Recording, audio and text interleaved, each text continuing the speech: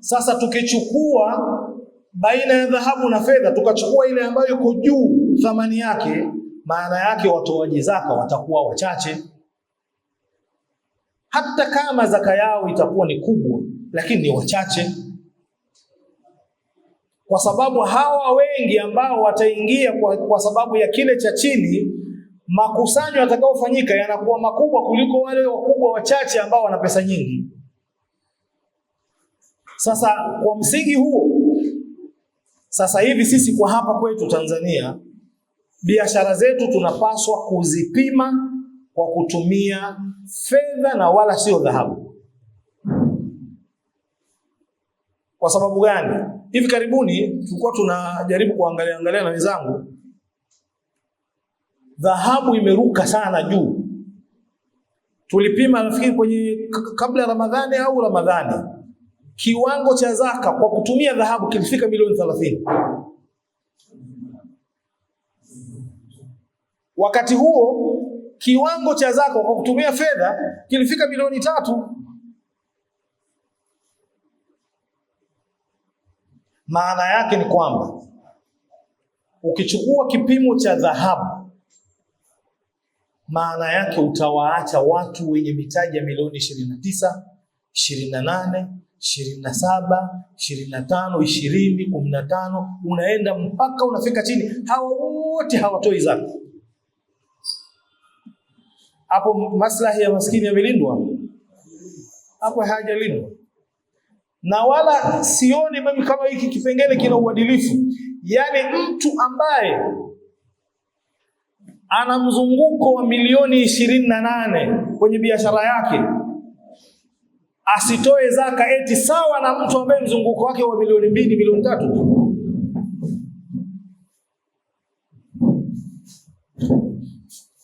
Lakini sasa kwa nini hawa wanaosema kwamba tutumie dhahabu, kwa nini wanasema hivyo? Wanasema dhahabu ndiyo kipimo halisi cha utajiri wa mtu. Ukiangalia kiwango cha zaka kwenye dhahabu na kwenye fedha, kipimo sahihi au kipimo halisi cha utajiri wa mtu kinapatikana kwenye kiwango cha dhahabu na sio kwenye kiwango cha fedha. Kwa sababu mtu akiwa kweli anamiliki milioni 30 na kuendelea zinazunguka kwenye maisha yake, huyu tunasema ni tajiri bila shaka.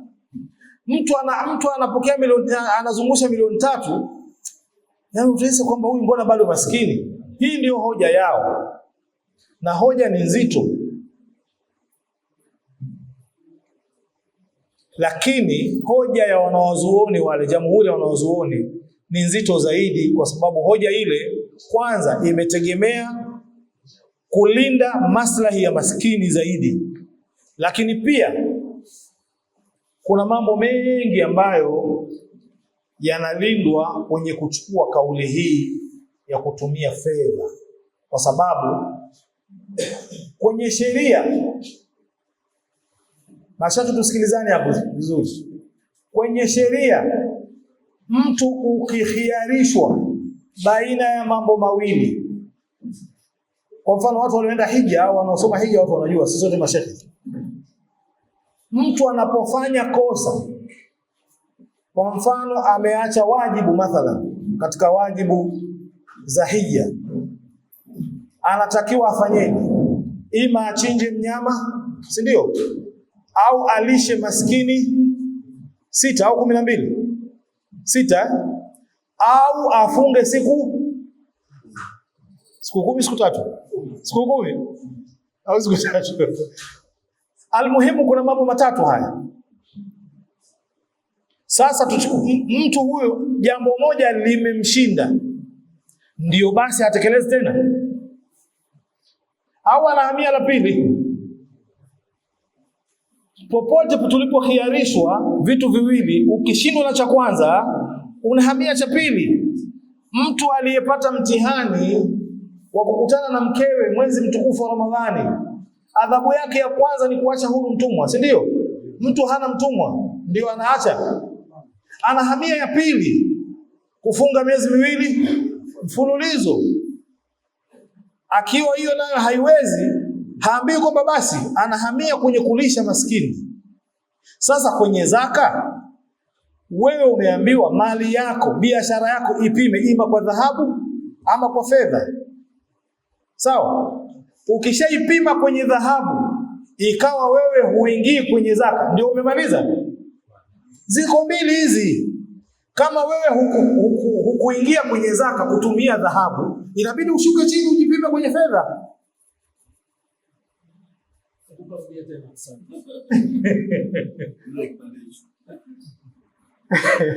Tumekhiarishwa vitu viwili. Tuzipime mali zetu za biashara kwa kutumia dhahabu ama fedha. Kwa sababu hivyo ndivyo vitu vitakavyoamua wewe unaingia kwenye zaka ama hauingii kwenye zaka. Ukishajipima kwenye dhahabu, wewe una mtaji wa milioni 10 mathalan, unauzungusha kwenye biashara yako, ukajipima kwenye dhahabu ukakuta dhahabu kiwango cha zaka ni milioni 30, maana yake wewe hauko kwenye zaka kwa kutumia dhahabu. Ndio basi vinaisha hapo? Au unatakiwa urudi kwenye fedha ujipime? Jipime kwenye fedha mpaka ukosekane kote kuili, wewe ndio huna zaka. Kuna watu wanaendesha mtaji wao milioni 2, milioni 2.5, si ndio? Milioni 1.5. Huyu akijipima kwenye dhahabu hayumo, akija akijipima kwenye fedha hayumo. Huyu hayumo kwenye zaka. Lakini wewe una milioni 20, eti umejipima kwenye dhahabu, huna wajibu wa zaka, ndio basi unalala. Kuna fedha hapa. Jamani, tunaelewana? Kwa hiyo mimi ushauri wangu, tukiwaambia watu zaka, moja kwa moja tuwaambie wajipime kwenye fedha. Juzi au jana, kwa ndugu yetu mmoja anajihusisha sana na mambo ya zaka, anazungumza mashallah, na kitabu kizuri sana, ni muhimu sana kukipata hiki kitabu. Sheikh Alfani ametuma juzi zaka ya dhahabu, alisema milioni 25 na ushei ukijipima kwenye dhahabu. Ukijipima kwenye fedha si milioni 2, si milioni 3, kitu kama hicho. Milioni 3. Kwa hiyo biashara hii kwanza kwa kwetu sisi ndio sehemu tunaitegemea sana katika zaka. Kwa sababu gani biashara ndio msingi mkubwa wa zaka? Kwa sababu inaingiza mali zote. Anauza matikiti, anauza makabichi, anauza vitunguu, anauza chochote kile. Sawa jamani?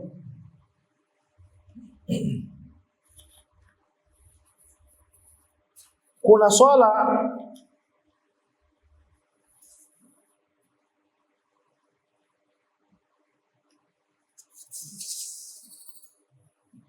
baada ya kupata kwamba mtu biashara yake imeingia kwenye kiwango na ikakaa mwaka mzima, huu mwaka unahesabiwaje? Mwaka kuna njia mbili za kuhesabu. Jamhuri ya wanazuoni wanasema mwaka unaanza kuhesabiwa tokea mali imefikia kiwango cha zaka.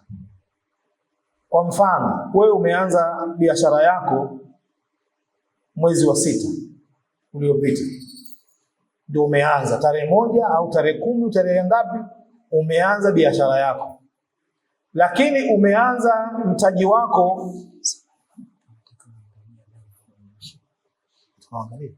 sawa.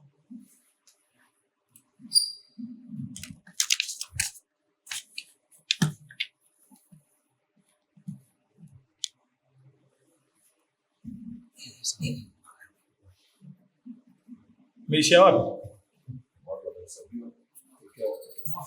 Naam, namna kuhesabu mwaka.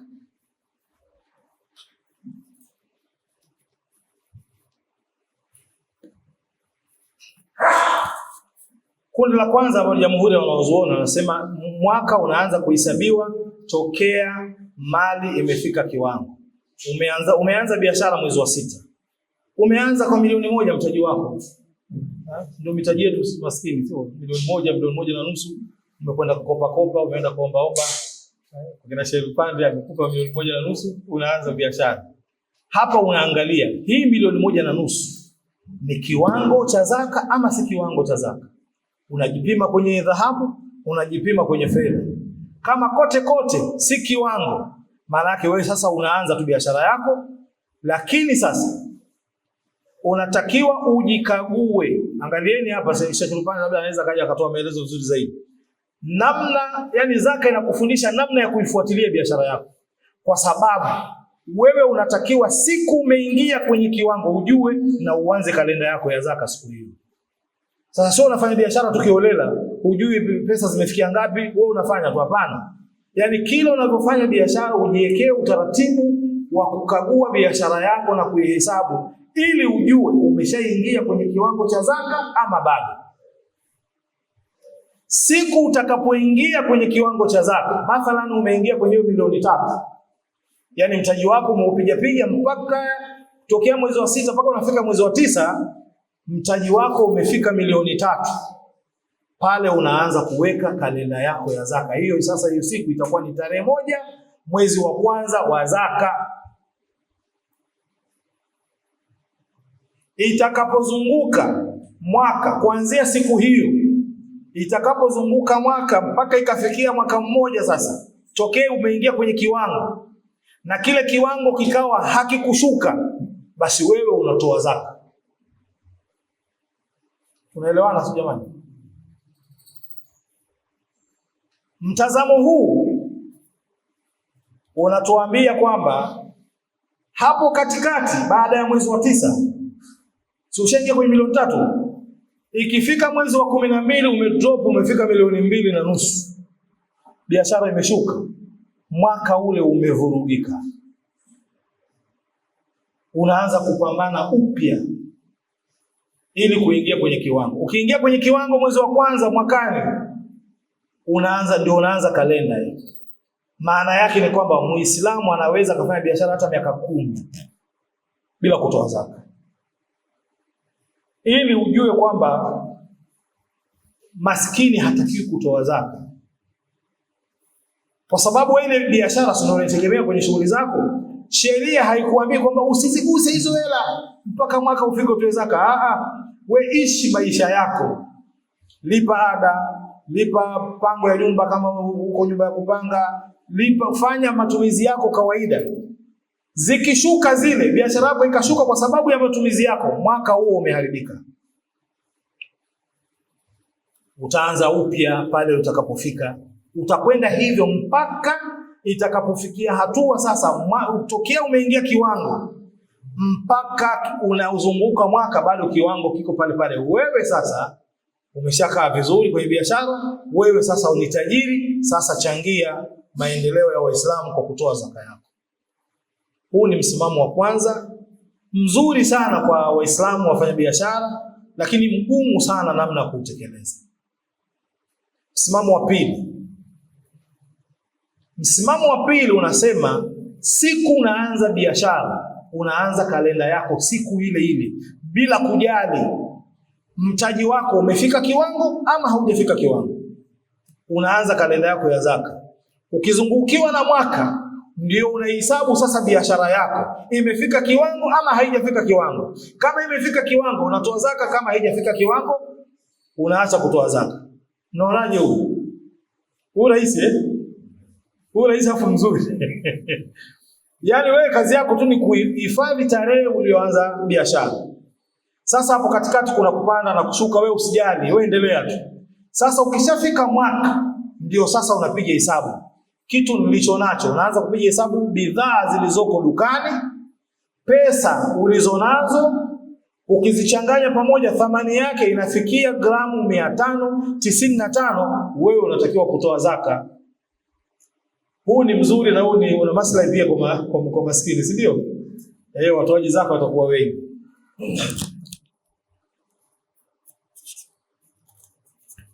Namna ya kuhesabu mali ya zaka, hii sio fani yangu hii. Kipengele cha pili. Kipengele cha pili unasema kile kipengele cha kwanza tumekielewa jinsi inavyokatika katika mwaka. Sasa kipengele cha pili, mwaka haukatiki. Tokea siku unaanza biashara, kalenda yako inaanzia pale. Utakwenda nayo kalenda yako hiyo mpaka mwisho wa mwaka. Ukishafika mwisho wa mwaka unahesabu mali uliyokuwa nayo kwa ujumla wake, imeingia kiwango ama haijaingia. Kama imeingia unatoa zaka, haijaingia utoi zaka. Fikiri imeeleweka? Namna ya kuhesabu mali ili uweze kutoa zaka, hii fani ya kina Sheikh Pande. Kama mtamtafutia siku yake ama leo atapata fursa azungumze kidogo, ni mtajua. Lakini mimi nimeandika kidogo baadhi ya maelezo mtayasoma ambayo nimeachukua tu kwenye vitabu vya fiqh. Nimekueleza namna ya kuhesabu mali zako za biashara ili uweze kutoa zaka. Kwa ufupi ni kwamba unaangalia bidhaa zote zilizopo kwenye biashara yako. Halafu unaunganisha na pesa ulioikusanya, pesa cash. Unaiunganisha pale kwenye thamani ya bidhaa. Halafu unaunganisha madeni ambayo una uhakika yatalipwa na thamani yake unaiunganisha pale. Halafu una madeni ambayo huna uhakika kwamba yatalipwa, yale unayatoa. Sawa? Madeni unayodaiwa wewe unayatoa. Kinachobaki ndio unaangalia kimefika kiwango. Kama kimefika kiwango unatoa zaka. Hakikufika kiwango, anza kupambana tena upya. Zaka ni kitu kimoja rahisi sana.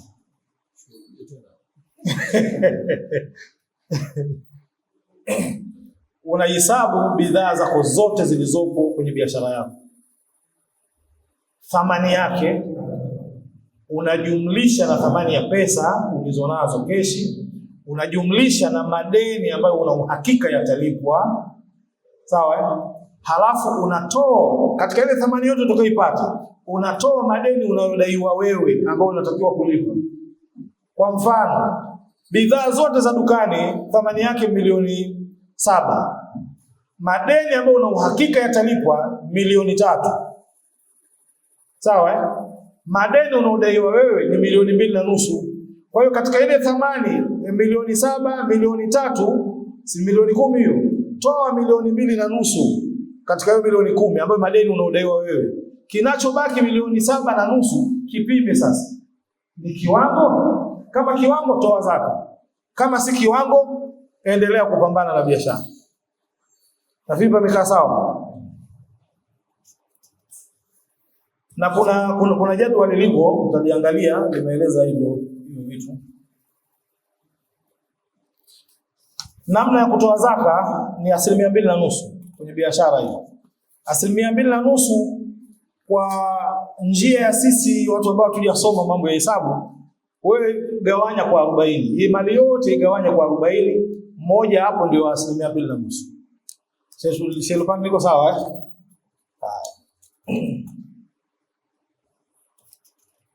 Sasa katika swala la mwaka kuna maswali huwa yanakuja kwamba mtu anatakiwa mali yake zungukiwe na mwaka ili iwe ni wajibu kutoa zaka. Hii piga kote kwenye dhahabu, kwenye fedha, kwenye mifugo na kwenye biashara. Faida ya biashara inakuja kila siku. Kuna faida itakuja leo, nyingine itakuja kesho, nyingine itakuja kesho kutwa, nyingine itakuja siku moja kabla ya kufikia mwaka. Hizi zinazungukiwaje na mwaka? Kwa maana mimi kweli biashara yangu ilikuwa tayari imeshafikia kiwango cha kutoa zaka, na mali niliyokuwa nayo imezungukiwa na mwaka, lakini kabla ya siku moja kufikia huo mwaka nimepata faida karibu milioni 10. Sasa hizi milioni 10 naziingiza huko wakati hizi hazijazungukiwa na mwaka? Naam, hata kama umezipata masaa mawili kabla ya kupiga hesabu, nazo zinaingia kwenye mwaka, kwa sababu mwaka wa faida, mwaka wa biashara unabebwa na ule msingi. Tukifuata ile kauli ya kwanza ya wanasema unapofikia niswab ndio unaanza kuhesabu mwaka. Ile niswab ambayo imefikia kiwango, unapoanza kuhesabu mwaka, ile ndio itabeba kila kitakachokuja baada ya hapo. Tunaelewana? Na ukifuata msimamo wa pili ndio kabisa, wala haina shida, wala uweze kufikiria kitu. Wewe mwisho wa mwaka piga hesabu, ulionayo imefika kiwango, toa zaka. Haijafika kiwango, bila kujali imeingia jana wala imeingia juzi wala imeingia lini, zote hizo zinahesabiwa, zimezungukiwa na mwaka, kwa sababu ya ule mzunguko wa biashara nzima, kwamba imezungukiwa na mwaka.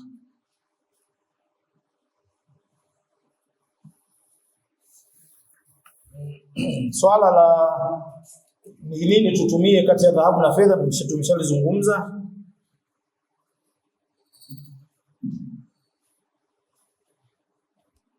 Kuna zaka ya pesa ambazo hazitokani na biashara. Mfano, mtu anaweza kuwa anapokea mshahara na kuna maswali mengi yanakuja. Kuna watu wengine kila akipokea mshahara mwisho wa mwezi anatoa zaka. Kila mwisho wa mwezi anatoa zaka. Hiyo zaka haipo ya namna hiyo. Hiyo itakuwa ni sadaka. Pesa ambayo wewe unaipata kwa njia yoyote ile. Hii shilingi zetu hizi. Unapokea pesa zako ima kwa njia ya mshahara au sio, unafanyaje? Labda una shughuli unafanya vibarua, unafanyaje, unapata hela. Hizi hela tunazirudisha kwenye hukumu ya dhahabu na fedha. Hizi utakwenda nazo mpaka zitakapofikia kiwango, na zikifika kiwango zikae mwaka mzima. Kwa mfano, mtu anapokea mshahara milioni 1 kwa mwezi. Tumesema kiwango cha fedha ni milioni 3 na usheni, sio? Akaweza kudunduriza mwezi wa kwanza akaweka akiba 200,000 kwenye milioni. Mwezi wa pili akaweka akiba 50,000. Mwezi wa tatu akaweza kuweka 100,000. Akadunduriza hivyo mpaka zikafikia milioni 3. Tutaendelea kuziangalia hizo pesa mpaka zifikie kiwango, hata kama ni baada ya mwaka. Zikishafikia kiwango, halafu zikae mwaka mzima, hazijashuka kwenye kiwango, huyo ndio anatakiwa kutoa zaka. Naam, kwenye mshahara. Tunaelewana jamani? Tusiwabambikizie watu kwa mambo mazito.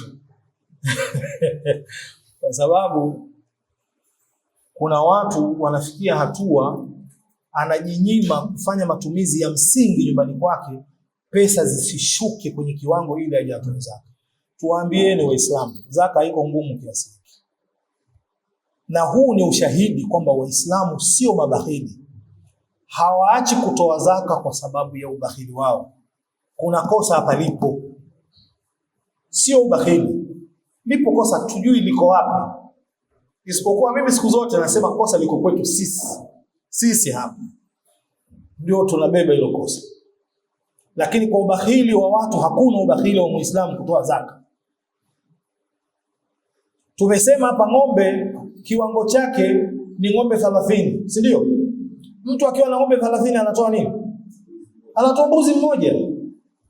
Hivi hakuna watu ambao wana ng'ombe 5, 6 anatoa ng'ombe mzima kwenye maulidi? Sasa wana ubakhili hao? Watu sio mabakhili jamani.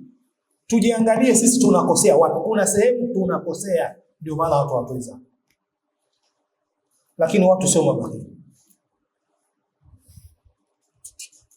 Na zaka yenyewe ilikuwa nyepesi hivi. Wallahi hakuna mtu anaweza kuacha kutoa zaka.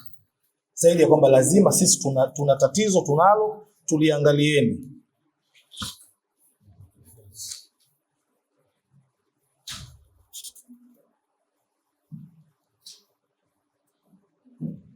Naam.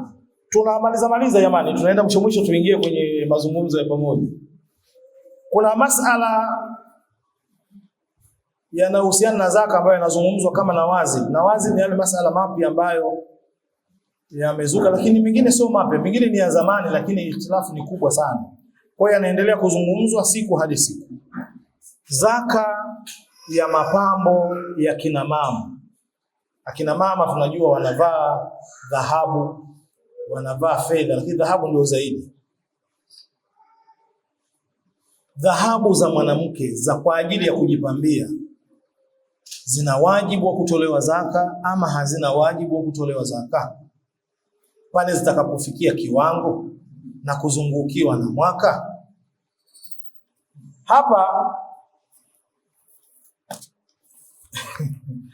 siku moja nilizungumza haya maneno Sheikh wangu akanigombesha kidogo, lakini ndio halisia. Jamhuri ya wanawachuoni. Tukisema jamhuri ya wanawachuoni, hii lugha ya kifiqhi, ukiangalia kwenye madhehebu matatu, kwenye madhehebu manne, matatu yakiwa pamoja, hii inaitwa jamhuri ya wanachuoni. Au mawili yakawa na msimamo mmoja, alafu haya mawili kila moja likawa na msimamo wake, haya mawili yenye msimamo mmoja, hiyo ni jamhuri kwa lugha ya kawaida yani. Sasa jamhuri ya wanachuoni wanasema kwamba mwanamke akiwa anamiliki dhahabu kwa ajili ya kujipamba tu hamna zaka, hata zingefikia kiwango, hata zikakaa miaka 10 kwake, hamna zaka. Lakini mwanachuoni mmoja katika wao madhehebu manne wanasema hapana, mwanamke anatakiwa kutoa zaka pale mapambo yake yatakapofikia kiwango na yakazungukiwa na mwaka, inabidi ayatolee zaka. Sasa kina mama, kazi kwenu, mtachukua msimamo wa mwanachuoni mmoja huyu kwa ajili ya kujiondoshia dhima, kwa ajili kujiwekea tahadhari, ama utachukua msimamo wa wanachuoni wengi ambao utakuwa umefuata msimamo wa wanachuoni, wewe huna dhima wanalo wao waliosema, sababu wao ndio tunawafuata, wewe mwenyewe utaangalia. Lakini kuna msimamo mmoja upo katikati ya hiyo misimamo miwili. Wanawake wakati mwingine wananunua dhahabu sio kwa lengo la kujipamba, japokuwa anazivaa, lakini lengo lake ni kuweka akiba, kwamba bana pesa hazikai, pesa zinashuka thamani kila siku. Kwa hiyo mimi nimepata milioni zangu 5 hizi, acha nikanunue dhahabu nziweke, zitakuja kunifaa. Huu msimamo wa katikati unasema kwa mwanamke ambaye ananunua dhahabu, kwa maana huyu lengo lake ni kuziuza pale atakapokuwa amepata matatizo. Kwa maana kujipamba anajipamba tu, lakini lengo la hii ni akiba yake, amechukua dhahabu ameziweka akiba. Huyo atazilipia zaka sababu anamiliki dhahabu, sio kwa ajili ya mapambo.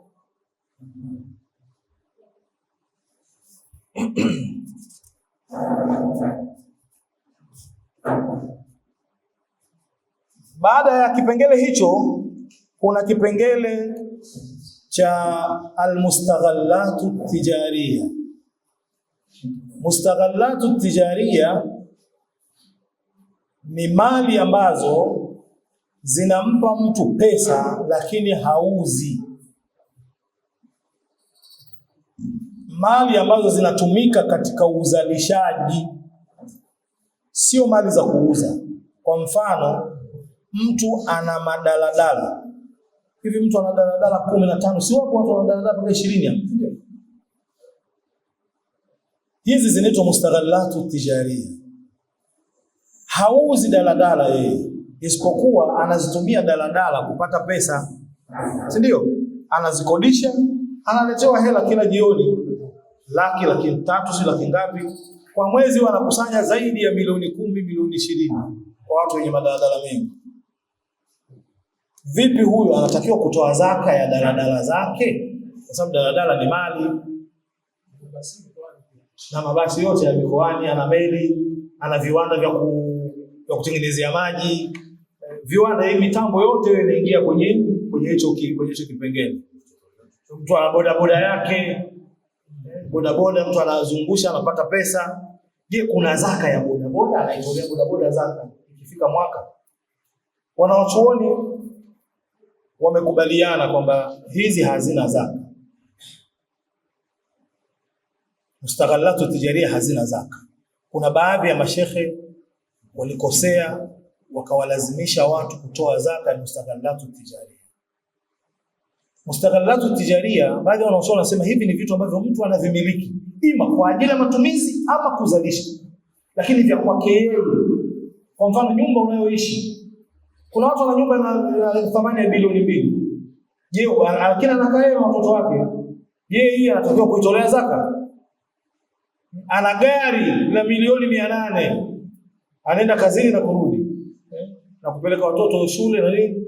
Je, hili gari nalo linahesabiwa litolea zaka kila mwaka? Hapana, hivi vyote hivi havina zaka, isipokuwa vile vinavyotumika kuzalisha pesa zaka yake itatolewa kwenye pesa.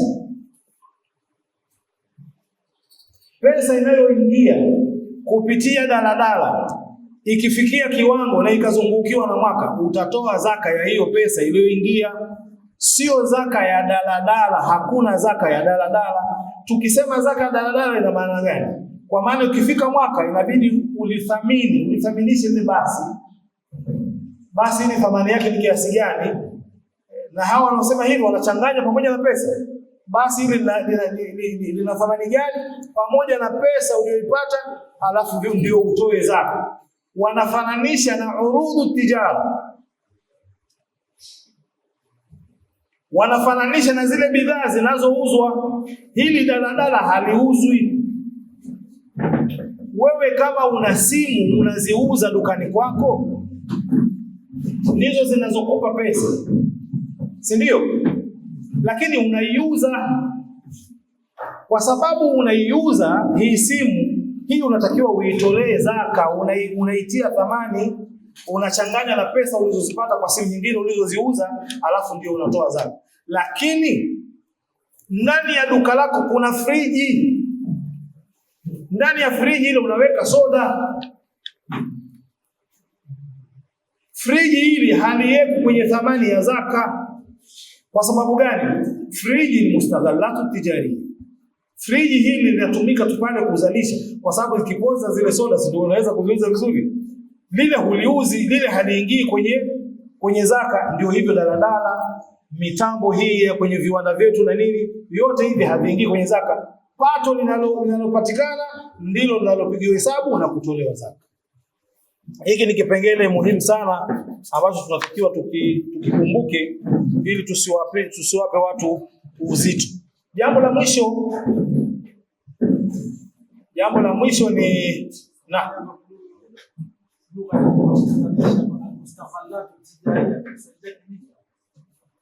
Kiswahili tasiri.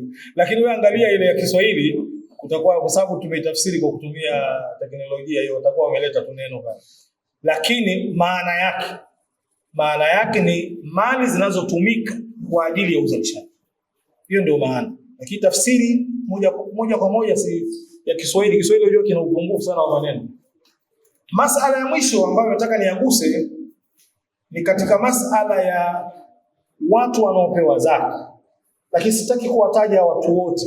Kuna kipengele kimoja, kwa sababu watu wanaotoa zaka wanajulikana, wametajwa moja kwa moja kwenye aya, hakuna mjadala wa kuongeza wala kupunguza. Lakini kuna watu fulani wanaulizwa, je, watu hawa wanaruhusiwa kupewa zaka? Naam. Haya, tutasubiri mgeni. Mashaallah.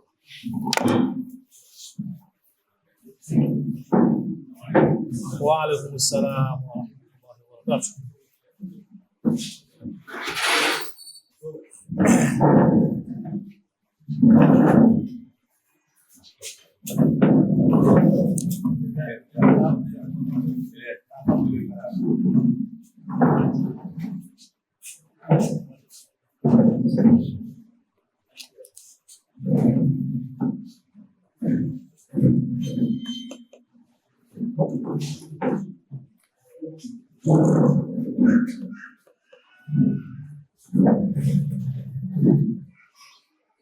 Naam.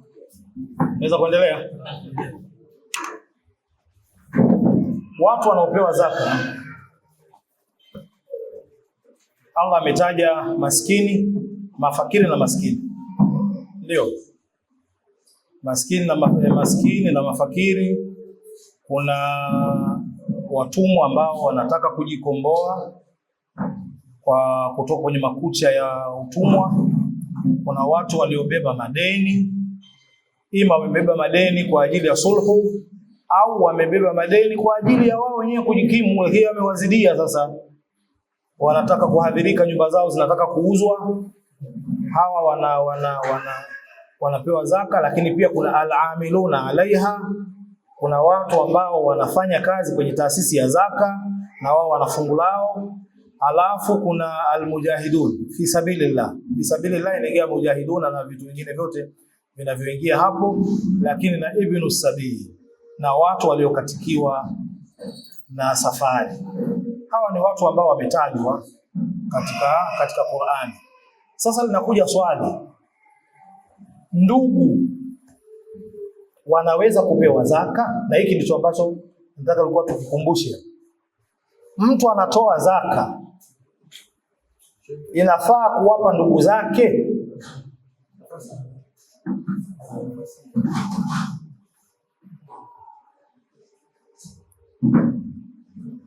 Mnasemaje jamani? Mtu anatoa zaka yake yote anaisambaza kwenye familia yake, anawapa ndugu zake aliozaliwa nao, watoto wa mjomba, watoto wa shangazi, si nani. Inajuzu? Mashekhe,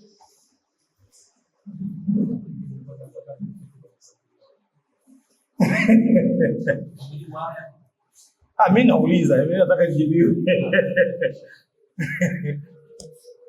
Kwa sababu haya maswali tunaulizwa.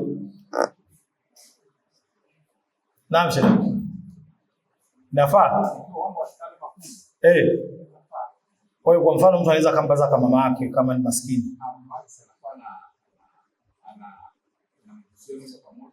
Lakini mama yuko kwake. Ana mambo yake, ana biashara zake, lakini mama yake mzazi. Ona mpe zaka yake ili mama ongeze mtaji wake wa biashara ili aweze kujikimu.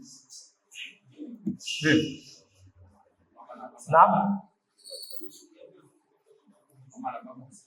Mama na baba hapana. Watoto.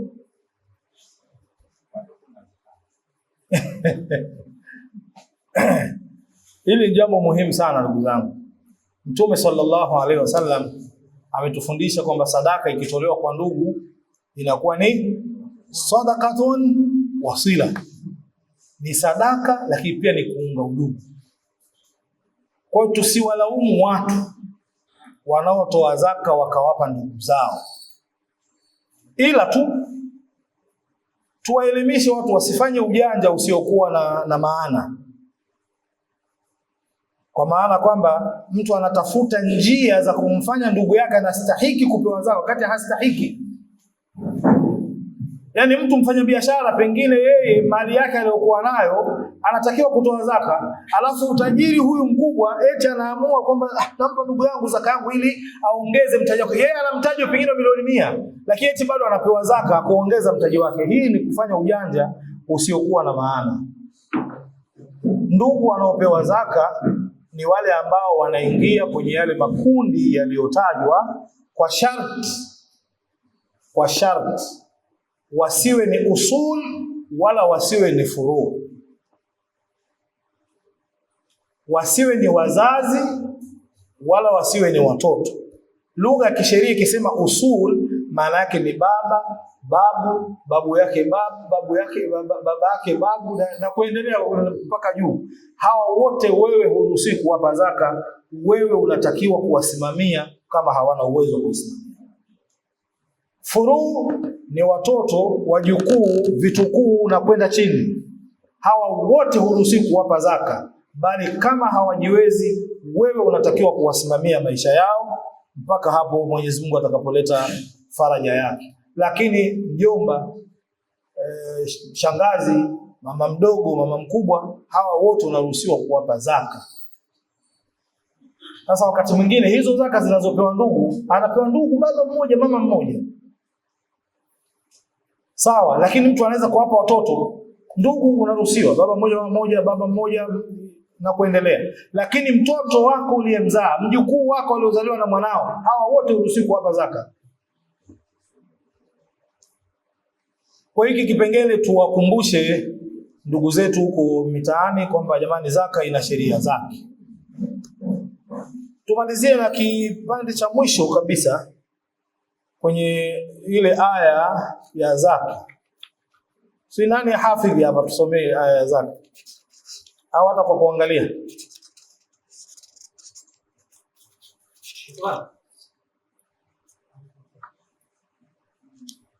إنما الصدقات للفقراء والمساكين وابن السبيل au wala amilina alayhi? Wala amilina ndio inakuja kabla ibn sabil. Innama as-sadaqatu lilfuqara'i wal masakin wal amilina alayhi wal mu'allafat qulubuhum, alafu wa fi riqabi wal gharimin. Ibn Sabili anaingia wapi hapa? Kwa hiyo kuna vitu viwili katika hawa watu waliotajwa. Kuna watu wametajwa wakaambatanishwa na lam, alafu kuna watu wametajwa wakaambatanishwa na fi. Hukumu inakuwa tofauti. Wale ambao wako baada ya lam, wale zaka wanatakiwa wapewe wenyewe mkononi, wajue watakwenda kutumiaje, wamilikishwe ile zaka. Wale ambao wamekuja baada ya fi wa fi riqabi wal gharimin na mpaka mwisho, hawa si lazima wapewe. Hawa wanaweza wakafanyiwa jambo linalowahusu. Kwa tukaiangalia vizuri hiyo aya, waliokuja baada ya lamu ni wapi, waliokuja baada ya fi ni wapi, tujue kwamba mtu wakati mwingine, kwa nini tunasema haya? Mtu anaweza akaja akasema bwana, mimi naomba ni pesa yangu ya zaka nifungue biashara hapa msikitini, alafu wao wanapewa maskini, wanapewa chakula maskini. Hapana, maskini atakiwa apewe pesa yake ya zaka. Kama ni zaka ya mazao, akabidhiwe chakula chake hicho ambacho atapewa. Lakini wale ambao wamekuja baada ya fi, wale ndio wanaweza kufanyiwa jambo. Kwamba mtu si ana madeni, sio lazima apewe yeye pesa yake. Tunaenda kumlipia tule bwana, deni lako tumeshalilipa. Kuna maana baina hizo fi na li. Tuangalie na tuelekeze watu, na kwa sababu kuna watu wengine kwa ile tuliyosema kule nyuma, ule ubakhili tuliokuwa nao asili kwenye nafsi zetu, kutoa pesa hivi na kumpa mtu, yani mtu unampa milioni 10, uwezo kumwangalia tajiri za kwanza akawa analia, anatoa huko analia kwa watu juu. Ni tabu sana. Ni bora afanye kitu alafu hiyo kidogo kidogo ndio inaenda kwa watu. Yani akiona kile kitu anaona yani kidogo ina nafuu. Sasa tusiwaruhusu hivyo, kwamba kama basi ni maskini, mimi pesa zao zaka yangu tawajengea nyumba waishi. Maskini atakiwa apewe. Sasa kama kuna fungu la kujenga nyumba, hilo jingine. Kama zaka apewe zaka yake, kama kujenga nyumba akajenge mwenyewe. Lakini watu wenye madeni tunaweza tukaanzisha mradi kwa ile pesa ya zaka, ikawa ule mradi unaingiza hela, kila wenye madeni wanakuja pale analipiwa madeni. Tumombe Allah subhanahu wa ta'ala tupe taufiki ya kufikisha dini yake kwa wenzetu ambao wako chini yetu kielimu, na sisi wenyewe atuwafikishe kuyafanyia kazi haya ambayo tunayafikisha kwa watu. Subhanakallahumma bihamdika, ashhadu an la ilaha illa anta, astaghfiruka wa atubu ilaik.